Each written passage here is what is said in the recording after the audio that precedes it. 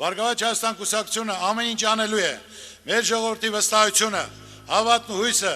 արդարացնելու համար։ Դա մեզ համար, անձնապես ինձ համար ամենամեծ պատասխանատվությունն է։ Բարգավաճ Հայաստան կուսակցությունը հիմնադրվել է 2004 թվականին։ Հիմնադիր նախագահը գործարար Գագիկ Ծառուկյանն է։ 4-ից 7-րդ գումարման ազգային ժողովի կազմում ԲՀԿ-ն երկրորդ ուժն էր։ Մինչև 2012 թվականը Բարգավաճ Հայաստանը համագործակցում էր Հանրապետական կուսակցության հետ, նախարարական պորտֆելներ ուներ կառավարությունում։ 2012-ին կուսակցությունը լքեց կոալիցիան, իսկ 2015 թվականին իշխող Հանրապետականի հետ հարաբերություններն այնքան սրվեցին, որ Գագիկ Ծառուկյանը հեռացավ ակտիվ քաղաքականությունից։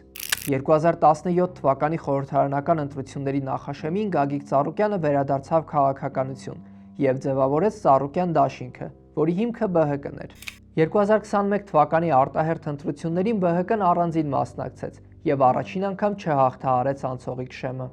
2026 թվականի ընտրություններին ԲՀԿ-ն մասնակցում է Առաջարկ Հայաստանին ծրագրով։ ԲՀԿ-ին են միացել և նույն ցուցակով են ընտրություններին մասնակցում Անդրանիկ Թևանյանի Մայր Հայաստան և Սուրեն Սուրենյանցի Դեմոկրատական այլընտրանք կուսակցությունները։